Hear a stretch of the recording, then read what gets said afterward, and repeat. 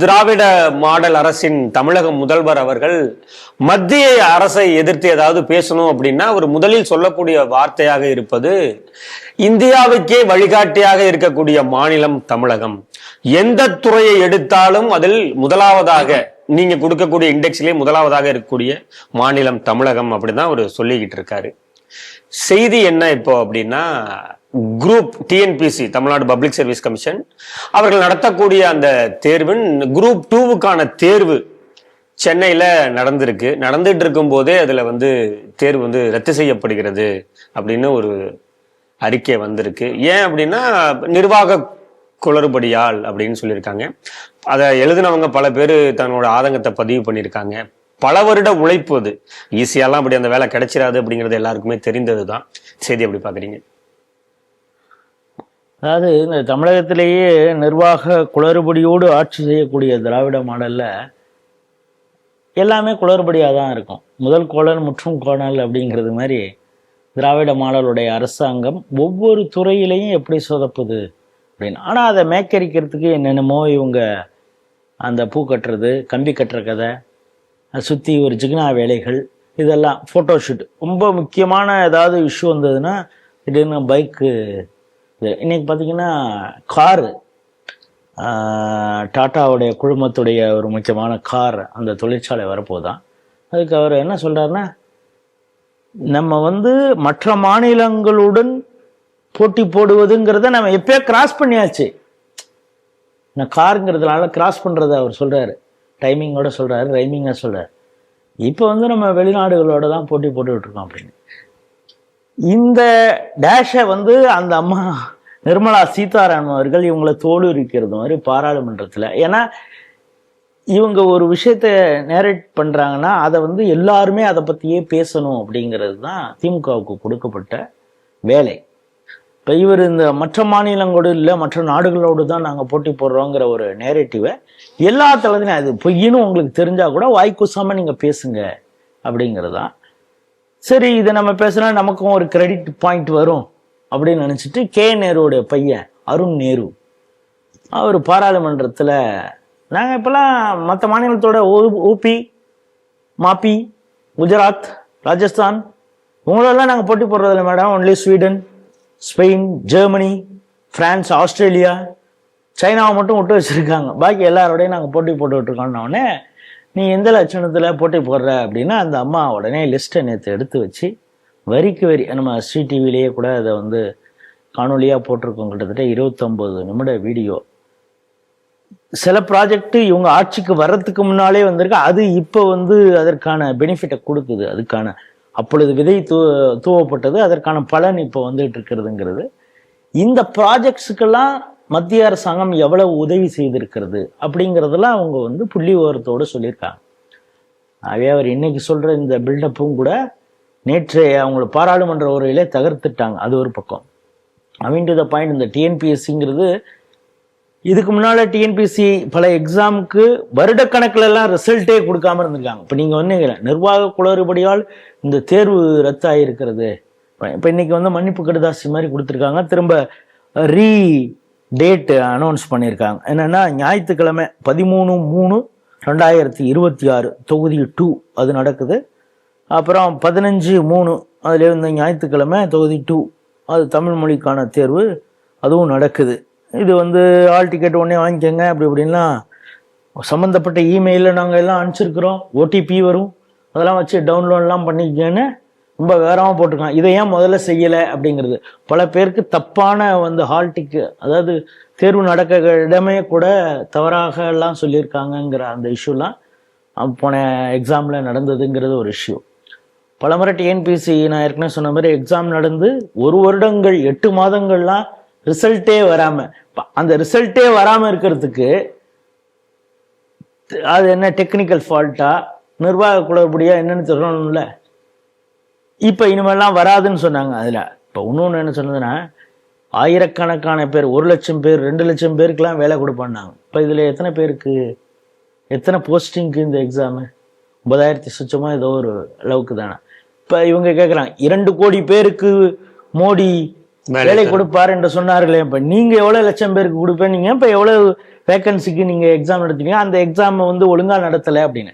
இப்போ நீங்கள் இதோட ஒரே ஒரு விஷயத்தை மட்டும் நம்ம கம்பேர் பண்ணிட்டு இந்த செய்தியை முடிச்சலாம். என்னென்னா, இந்த நீட் எக்ஸாம் நடக்கும் பொழுதோ இல்லை மத்திய அரசு நடத்தக்கூடிய ஏதாவது ஒரு எக்ஸாம் பண்ணும் பொழுது தாலியை கழட்ட சொன்னாங்க, மோதிரத்தை கழட்ட சொன்னாங்க, தோடை கழட்ட சொன்னாங்க. தேம்பி தேம்பி அழுத மாணவி சரியான நேரத்திற்கு வர முடியாததால் அப்படியே கதவையே தட்டி கொண்டு இருந்த மாணவர் எங்கிருந்தோ ஓடி வந்தார், அடித்து பிடித்து வந்த இதுன்னு. இதெல்லாம் வந்து இவங்க நிறைய பில்டப்லாம் கொடுத்து எத்தனை வீடியோக்கள் இவங்க போட்டிருப்பாங்க. ஏண்டா எக்ஸாமுக்கு எல்லாம் வந்திருக்கான், எக்ஸாம் எழுத உட்காந்தா இந்த எக்ஸாமே வந்து ரத்து அப்படிங்கிற இந்த லட்சணத்துல இவங்க எக்ஸாம் நடத்திட்டு, நீட்டுங்கிறது ஆளை கொள்ளக்கூடிய ஒரு தேர்வு. இப்போ கூட ஒரு இளைஞர் மாநாட்டில் கூட இதை பேசியிருக்காரு.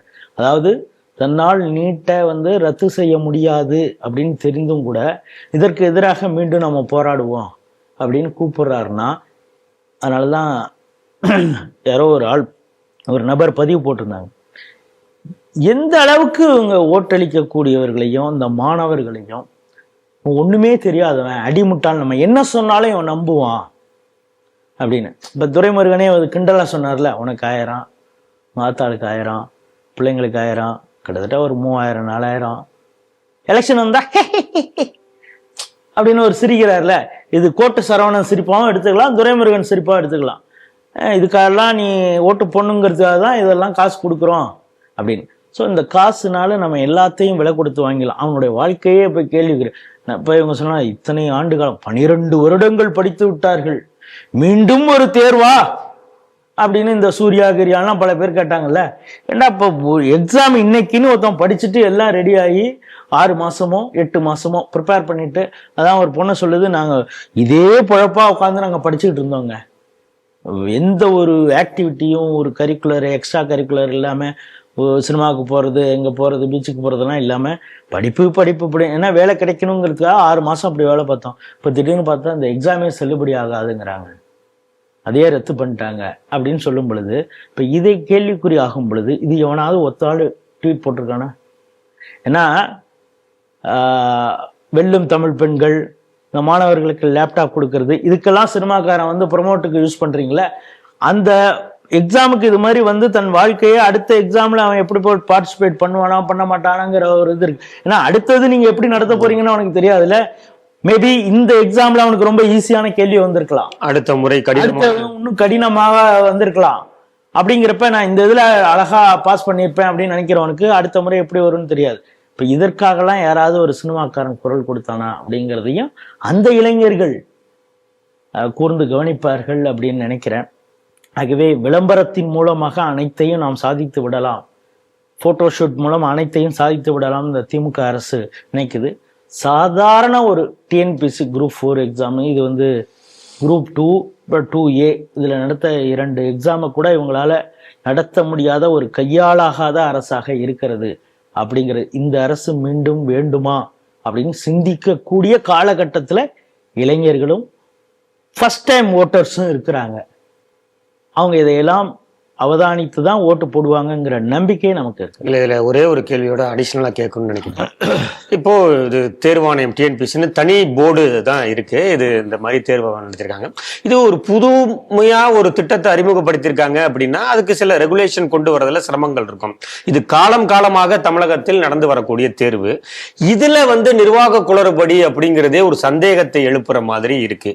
ரெண்டாவது, இப்போ அதுல ரொம்ப பேர் ரொம்ப வருஷமா சிரமப்பட்டு தேர்வு எழுதி இப்படி ஒரு மனநிலைக்கு பாதிக்கப்பட்டிருக்காங்க.